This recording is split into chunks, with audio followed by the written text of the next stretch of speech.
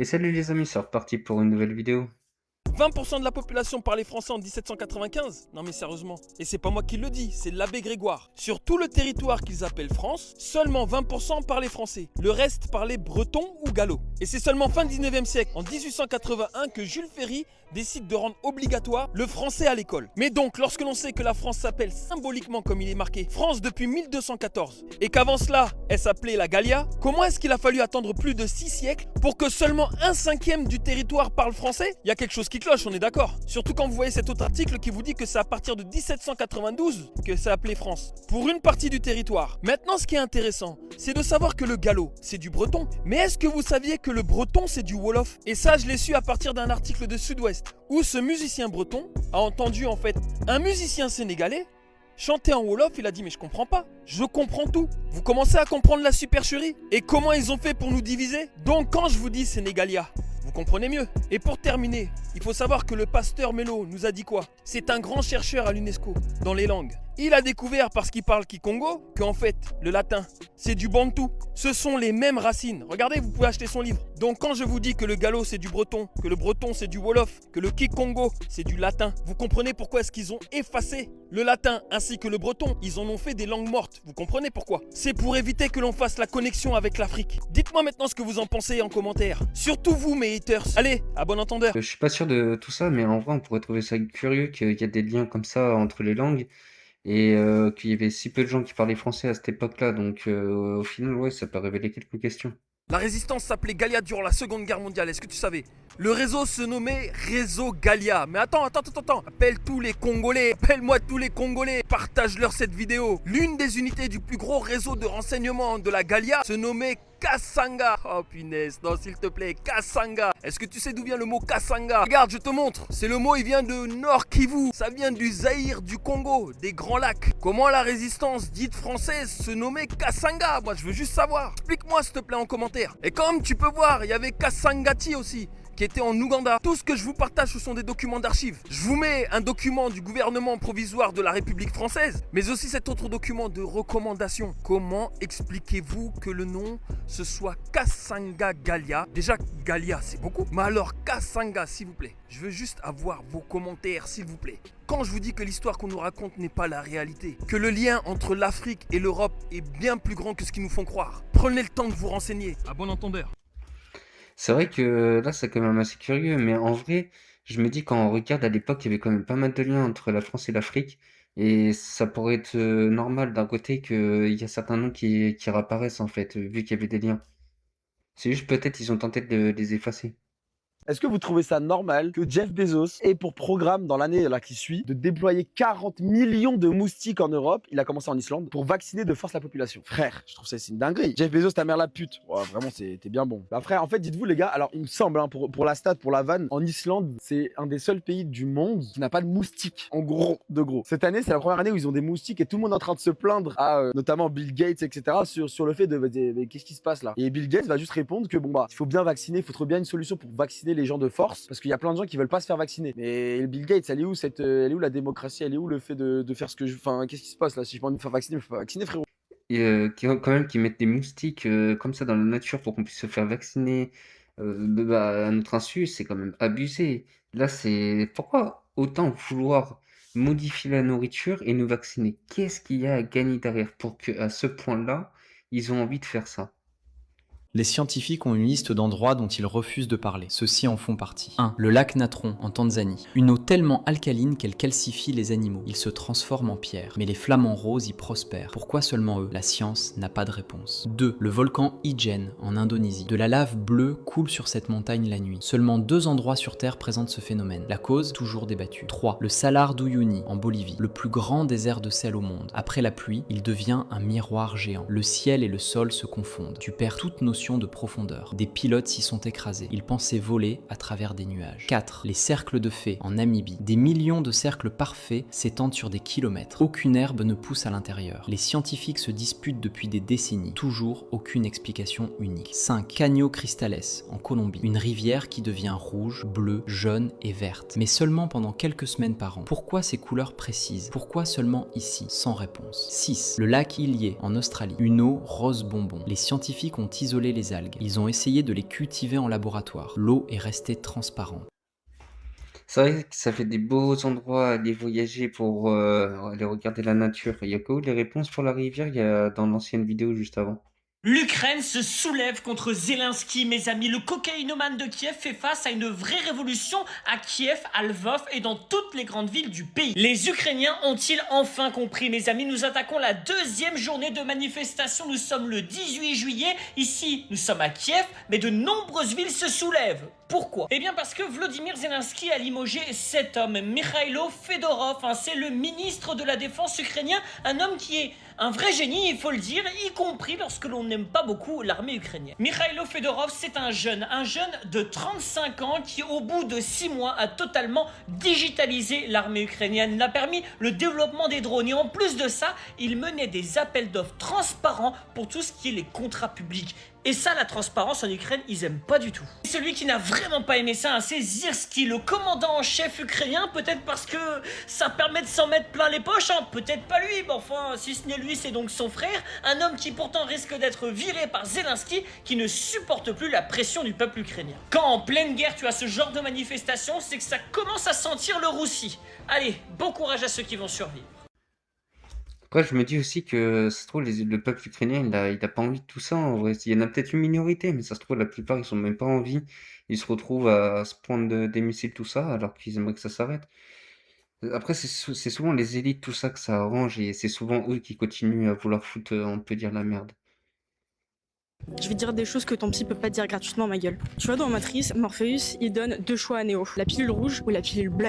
La pilule rouge, c'est quand Neo, il voit la matrice telle qu'elle est. Et en psycho, on appelle ça la métacognition. Métacognition. C'est quand ton cortex préfrontal, il recule et il commence à voir tes pensées, au lieu de simplement les croire. Tu commences à poser des questions comme pourquoi est-ce que je pense ça de moi, qui m'a appris cette croyance, d'où elle vient. Et c'est là où le système, il commence à craquer, ma gueule. Certaines des pensées qui contrôlent ta vie, en fait, elles ont été écrites que par la peur, par un trauma, alors par la survie, mais pas la vérité. La prise de conscience, c'est le moment où tu vois enfin le code qui exécute le système. Et une fois que Neo il a vu la matrice, il ne peut plus ne plus la voir, quoi. Et une fois que tu commences à remettre en question les histoires de ton esprit, là le système il perd le contrôle, il canne le système. Moi je suis pas là pour se convaincre, mais pour le moment où tu verras que l'histoire qui contrôle ta tête, en fait c'est juste un code.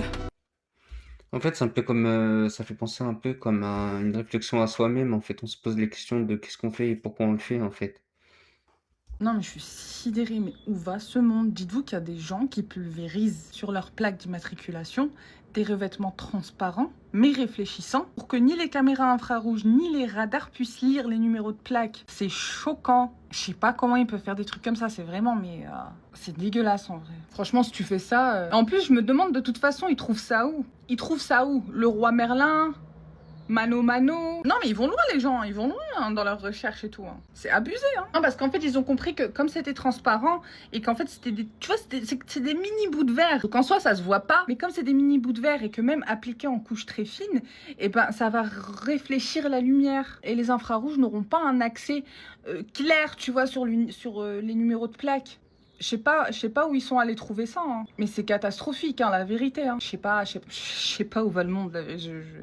J'abandonne, je sais pas où va le monde.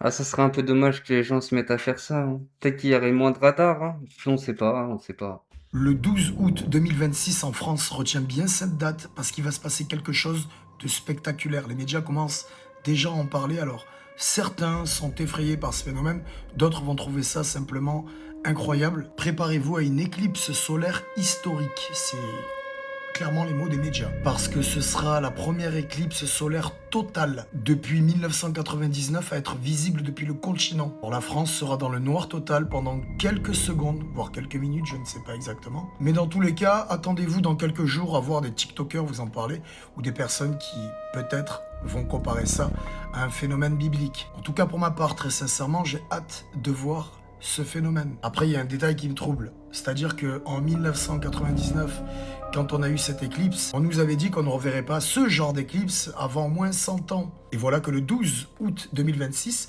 on nous annonce cette éclipse, comme si tout était normal. Je ne vais pas rentrer dans les théories, par contre, je vais te laisser me donner la tienne en commentaire, parce que le monde part totalement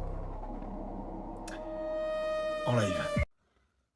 C'est vrai que je serais quand même assez curieux de voir si c'est vrai ou pas, parce que ça fait... Enfin, normalement, c'est vrai qu'il devrait pas en avoir. Donc à voir si c'est vrai, on verra, hein.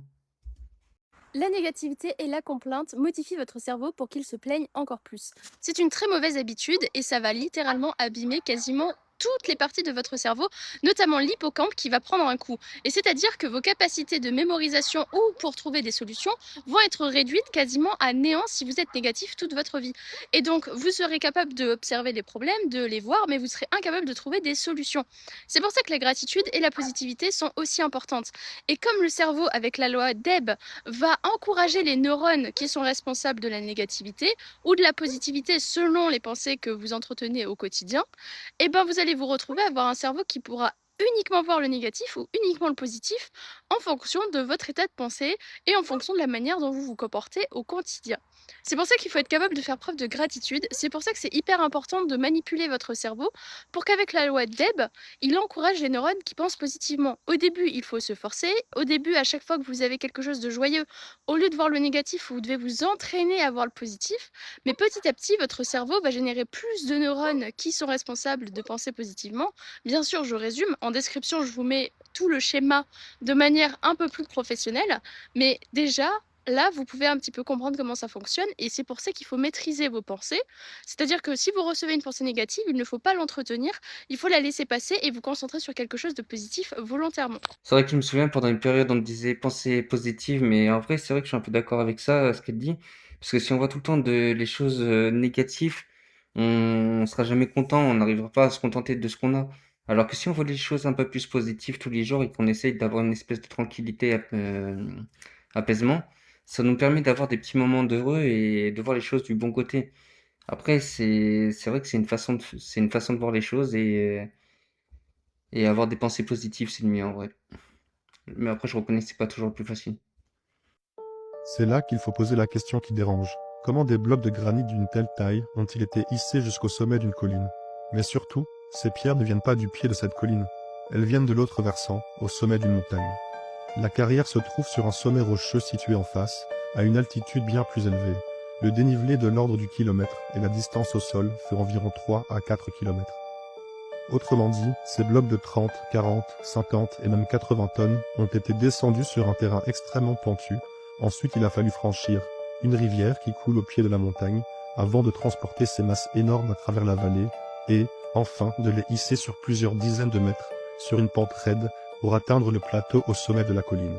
Pour bien mesurer ce dont on parle, 80 tonnes, c'est environ 2 fois le poids à vide d'un avion de ligne comme un Boeing 737. C'est vrai que même de nos jours, enfin, avec les outils qu'on a, etc., je suis même pas sûr qu'on y arriverait assez facilement. Alors comment eux, ils ont réussi à la faire descendre et puis remonter sur une partie de colline pour réussir à mettre ces bâtiments? C'est vrai que des fois, c'est vraiment impressionnant quand même.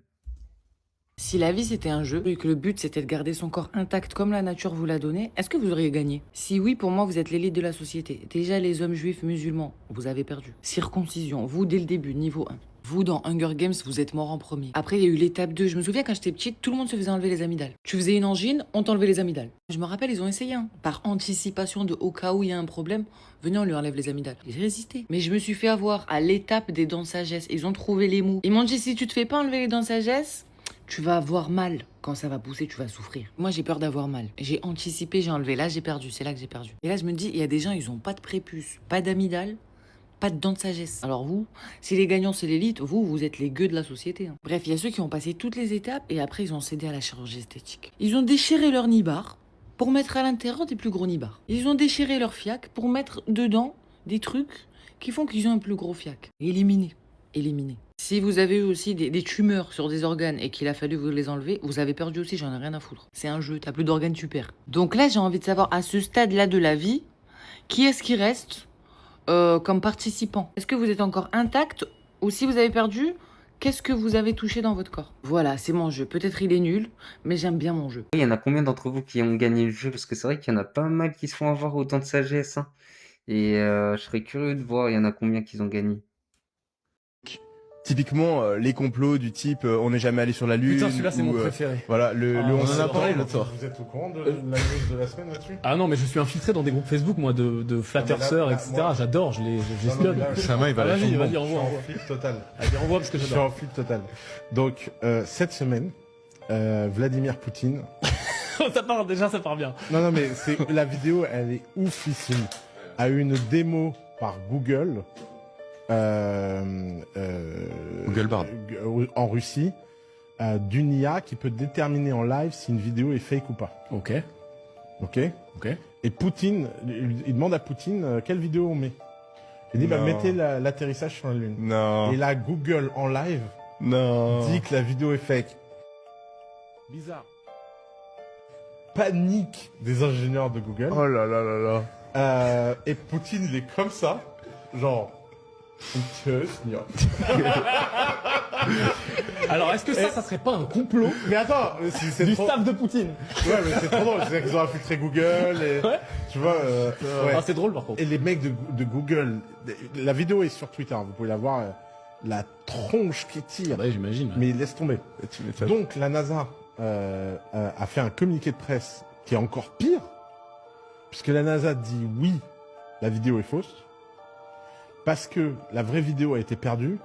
Et donc, on a dû faire une copie d'une fausse vidéo avec des caractéristiques de fausse vidéo parce qu'on n'a plus l'original, mais on a été sur la Lune. Et vous pouvez aller voir... checker immédiatement ce que tu dis. Ce que tu veux. Parce que là, ça me paraît tellement immense. C'est sérieux? Et Elon Musk, qui vient commenter à tout ça, je vais te donner le tweet Fred, dit... Ah ouais, lui. L'air de rien, en toute détente. Ah bah ok, je comprends mieux. Parce que quand je vois à quel point c'est difficile d'aller sur la Lune avec la techno d'aujourd'hui, Non. ça serait pas étonnant. It will not be a surprise that moon landing was a fake.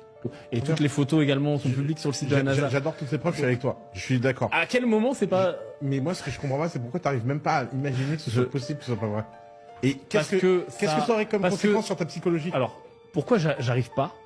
Parce que ça insulte ma pensée critique.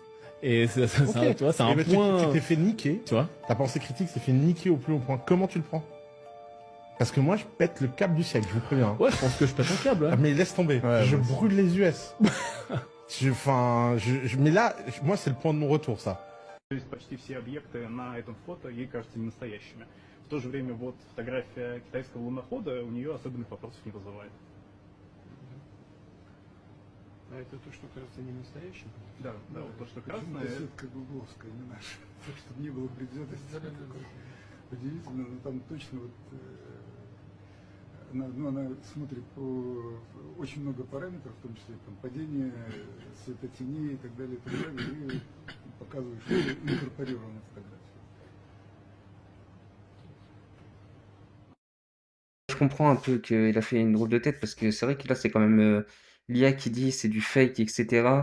Et en plus, la NASA qui fait un communiqué de presse qui dit qu'ils ont la vraie vidéo, mais qu'ils l'ont modifiée, etc. Parce ils ont pas trouvé la vraie vidéo. De toute façon, j'ai envie de dire, à chaque fois qu'il y a des preuves du contraire de ce qu'ils ont fait, ils disent ah ben non, mais en fait, on a perdu ça, on a perdu ci. Et c'est vrai que pour ceux qui y croient fort, je comprends qu'ils ont du mal à y croire. Bon, la vidéo elle est finie. Je vous dis une bonne journée et une bonne soirée.